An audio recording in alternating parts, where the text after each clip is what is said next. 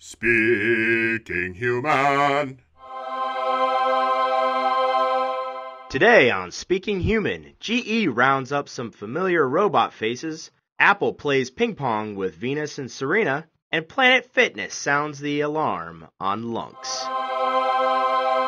Speaking Human. Welcome to Speaking Human, the official podcast of Monsters Unlimited, a creative agency with a business brain. I'm Shad Conley, and I must be working out because I can feel the burn. And I'm Patrick Jebber, and I can't find any of my robots. Johnny Five? Kit? Data? Where'd your robots go? Hey, laser lips! Your mama was a snowblower! This is your first time checking out the podcast. Each episode, we explore a different marketing topic and review the latest efforts from brands and businesses in that arena. The topic of today's show, commercials. Yes, those classic television spots we all know and love. So in today's episode, we're going to tune you into a trio of wild, weird, and witty new spots from General Electric, Apple, and Planet Fitness. And we'll tell you whether they own the airwaves or rob us of 30 precious seconds we could be staring at our smartphones. So let's get into it. By all means. Okay, so our first commercial we're going to be talking about is Brilliant Machines Bring the Robots. This is a commercial for General Electric, or GE as they're commonly known. And basically what happens in this commercial is you see robots, different types of robots. Some you recognize from films and science fiction and the likes. They're just moving through town. They're drawn to something like a magnetic force. The whole time you're watching, you're like, where are these robots going? And then at the end, you see they're all like coming to a warehouse, GE. And their thing is, brilliant machines. GE's making such innovative, brilliant machines. It's attracted all these famous robots from around the world. The machines are on the move. They're curious because they've heard that there are new machines, brilliant ones, and they're coming to see for themselves. Machines with the technology, the scale, and the ability to communicate, to make the world work better. And now all the machines want in. So that's kind of the crux of it. The theme here is they're kind of positioning GE as a maker of innovative machines. Innovation, I think, would be the top theme going on here. But Patrick, what did you think about the GE Brilliant Machines commercial? Let's face it, this commercial is for us nerds. The kids, from the 80s. Who loved the idea of futuristic machines. You got Robbie the Robot, Kit from Knight Rider, Johnny Five. Johnny Five is alive! It's interesting. Some of them were I recognized the robots right away, and some of them, I don't know if they're kind of cheap knockoffs of famous robots. They kind of look like them, but not quite. Yeah, Johnny Five actually doesn't look totally like Johnny Five, but my wife recognized him right away. But, how could this commercial not tug on the heartstrings of every sci-fi nerd? I really believe that. Beyond the initial immediate recognition of those characters, I think it does a great job of speaking to what GE is trying to communicate, and that their company is building these intelligent machines that will change the way we live. This is my perception, is that it's probably the first in a long line of planned commercials and advertisements in the campaign. And I think that they're trying to reinforce their brand again, because I don't know about you, Shad, but I was thinking about this. Most people most consumers don't really think of GE as intelligent or brilliant machines. And they might not even think of GE at all. I don't know if I think of them outside of a light bulb anymore. And maybe they were at one point, and I know they position themselves this way, but I think that's what they're trying to overcome with this commercial. What do you think? No, I agree. That sentiment you just made. One of the things when I think of General Electric, they're one of those big overall brands. But I think of it as kind of an outdated brand, something old and I don't know, you don't see the General Electric name in any sort of innovative ways like this commercial. So that's why when I saw that it was a commercial for GE, which you don't find out till, the end of the commercial, I was surprised by that. That being said, this really worked for me. I just thought it was epic the way it was put together. It was almost like a movie preview. I found myself kind of sit there hanging on the edge of my seat. Just the way. Were you really hanging on the edge of your seat? I was literally fell off. No, I've never hung on the edge of my seat. I don't even know what that means. but it had me. You know what I mean? It got its hooks in me. It's really polished and well put together. It's got that kind of thing where it just sort of intrigues you from the get-go, and then you're watching and you're like, where are these robots going? It's monumental. I feel like it builds up this monumental event at the end. It does. It's kind of propulsive. It's one of these things where it just kind of builds with the intensity, and you're just like, you're more invested. You're seeing these different robots. And you're like, oh man, that guy too. Where are they all going? Just they pull it together very nicely with the message at the end, you know. And I was kind of like, GE, not bad. Maybe you are an innovator, because it's an innovative commercial. I hope they use this again in the future, and they're going to build this as sort of a, you know, major marketing campaign. And it's a good way to sort of revive this brand. They're trying to say, look at us in a whole new light. And I like that. That's why I make that assumption that this is probably the first in a long line of commercials to really reinforce that. So what would you give the rating for this? I'm going to go superhuman on this. Like I said, it just hit for me. I thought it's good. I think it's a good campaign. Well put together, well executed. Yeah, if I could, I'd give it a super robot, but we don't have that as a rating. But I'll give it superhuman for sure. I like this one a lot. 2 superhumans to kick off the show. That's unheard of. Yeah, so moving on, we've got our next in our line of topics today, Apple's Strange Dreams of Venus. Ever have a really cool dream? I'm having one right now. I don't want to be disturbed. And I won't. Because before I went to sleep, I set this. Now my iPhone knows not to ring, unless it's important. Because disturbing this would just be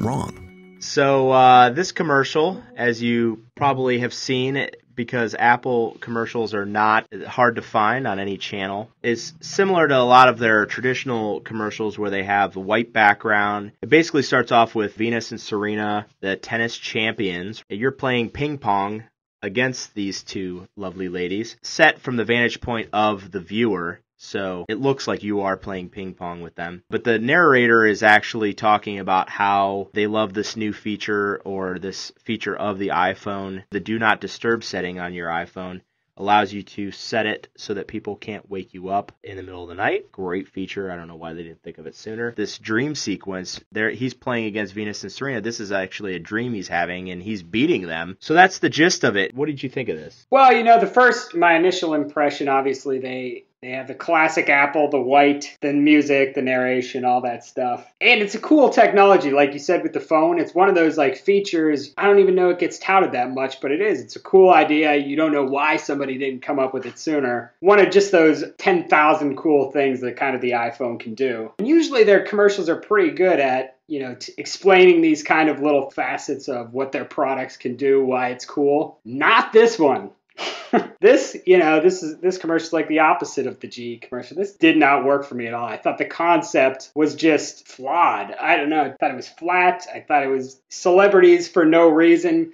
You know, they're explaining this technology in this way. This is the way they're sort of spinning their explanation. And I just thought it didn't do a very good job of touting what's cool about it. Instead, it's just you got Venus and Serena Williams playing ping pong. Kind of a little bit of a mess, I thought. What'd you think on your end? Oh, Shad. You know me, man. I like me some Apple products. They paid you off, didn't they? They paid you off right before this podcast. Yeah, I'm pretty sure that's not news that I like Apple. But for me, I actually thought this was one of the better Apple commercials to come along in a while. And the reason why is because it still has that semblance, like you said, of the traditional product placement on the white background, whatever. But I feel like it had more depth to it because it didn't just show the feature. It showcases a really cool feature of the phone, but in an imaginative way. And I'm sure it hits home with a lot of people. You know, you're in that nice, relaxing dream, and then your phone dings, you know? Who the hell is sending me Facebook messages at 3 a.m? And now you're up the rest of the night. What a great dream that was, but I can't enjoy it. So what I like about it is that it's such a simple concept, you know, the execution. You didn't like it because it's just using celebrity for celebrity's sake, but I actually kind of like that about it because,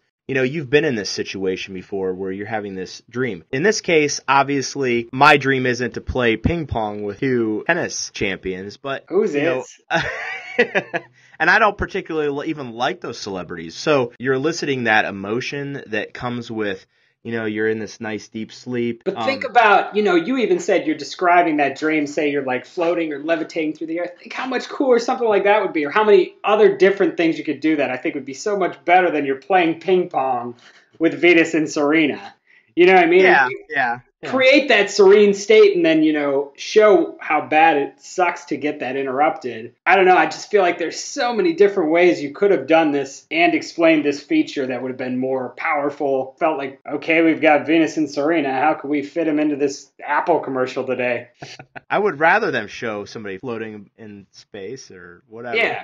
At the center of it, there might be a good idea there, but just the concept they wrapped around in the sort of execution of it, I just thought it was pretty poor. And all it did was make me think about ways it could have been better. What would you give it? What's your final rating on this one? I think it wasn't a surprise, but I gave it superhuman. Interesting. This might be our greatest divide on a discussion we've ever had since talking about the Jeff Goldblum PayPal commercial. My rating on this, I'm subhuman. I thought it's just poorly done. All it does is make me think of how it could have been better. And yeah, I don't want to make it seem like I have anything against Venus and Serena. I don't. Yeah, right. They just, you don't like it just didn't. I think they're fine. They just didn't work here. They didn't serve a purpose. Could have been anyone in there and it wouldn't have made sense. Jeff Goldblum? If it was Goldblum, then it would have been great. Playing ping pong with him, the fly. Swatting him with a fly swatter. And on that note, we'll move into our third and final commercial of the show. And this one is for Planet Fitness. So this one's entitled Planet Devoid of Fitness Freaks. So this is actually a series of ads. Some of them are different, but the whole idea is you have these average Joes in a gym. In one case, it's a woman in a locker room, and she sees all these, ridiculous model-looking women staring at themselves in the mirror, talking about how hot they are. So hot. Hey, hottie. Looking hot. Me hot. You're hot. Your bod is so hot. Your bod? So hot. So hot. You guys want to grab something hot from somewhere totally hot? That sounds so hot. So hot. And that's why I don't like gyms. Well, we're not a gym. We're Planet Fitness. No gym intimidation, no lunks, just $10 a month. We're not a gym. We're Planet Fitness. And that's the idea of at this gym, all people are doing is like staring at themselves, and it's these beautiful people who don't exist in the real world. And then in another one, you have a guy, and there's kind of the obnoxious dude standing there who's, "Do you feel the burn today, buddy? You're not working out unless you feel the burn." I got a serious burn on today, bro. Deep down in here.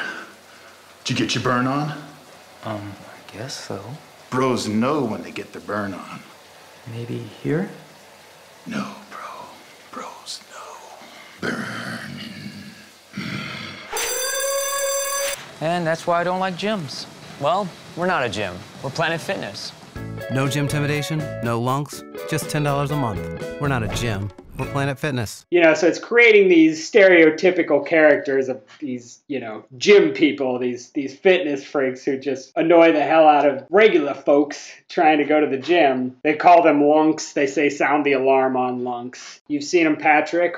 What do you think about the Planet Fitness commercials? I figured it was just another gym. But I've been to those that are intimidating like that. And so I think the fact that they tackled the intimidation factor head on, I think it's a great way to get new members. I mean, a lot of intimidation that people have, and the reason why they don't sign up with these bigger gyms is that, they don't want to deal with that. But beyond the intimidation factor, I feel a little grossed out when I watch these commercials. I don't know about you, but the visualizations of these characters actually kind of sicken me. And I know that's extreme. I can't imagine going to a gym and actually seeing that happen. These type of people in the gym for a certain type of person are a real turnoff. And like you said, they make you never want to go back there. So I also thought it was really smart positioning, especially with, there's a lot of gyms, big ones, chains, small ones. I mean, you go to like any town, you'll find all these gyms and you have no idea what any of them are like, how they are different. So I thought it was actually a pretty smart way by Planet Fitness to sort of define themselves as,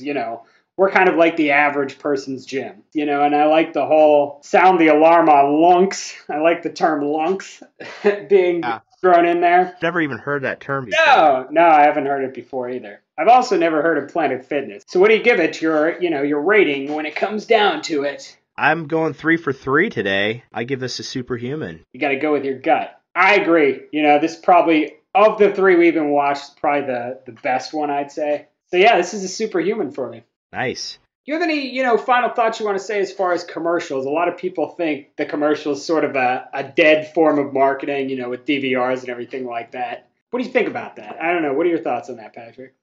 I think commercials still have a place. They have a place on television, but they also have a place in social media, you might even get more traction and a bigger footprint showcasing those online. Yeah, absolutely. I agree. And you're seeing that now with the Super Bowl commercials. A lot of company or brands put them online before they even air at the Super Bowl, ahead of time to get that traction out of them. So it's definitely a viable medium. And, for the right brand and right product, right service, still can definitely be effective. Awesome. So that's it for today's show. You can listen to current and past episodes of the podcast at speakinghuman.com. That's right. It's a website. Check it out. You can also subscribe to the Speaking Human podcast in the iTunes store. That's right, iTunes. Email us with any feedback, questions, or inappropriate comments at ideas@thinkmonsters.com. Again, we love inappropriate. Yeah. Right, Chad? Yeah. If you're going to give us a comment, make it an inappropriate one. Because who wants appropriate comments? We're done with those. So anyway, we'll be back next time with more marketing chatter. Catch you then, humans. Speaking Human.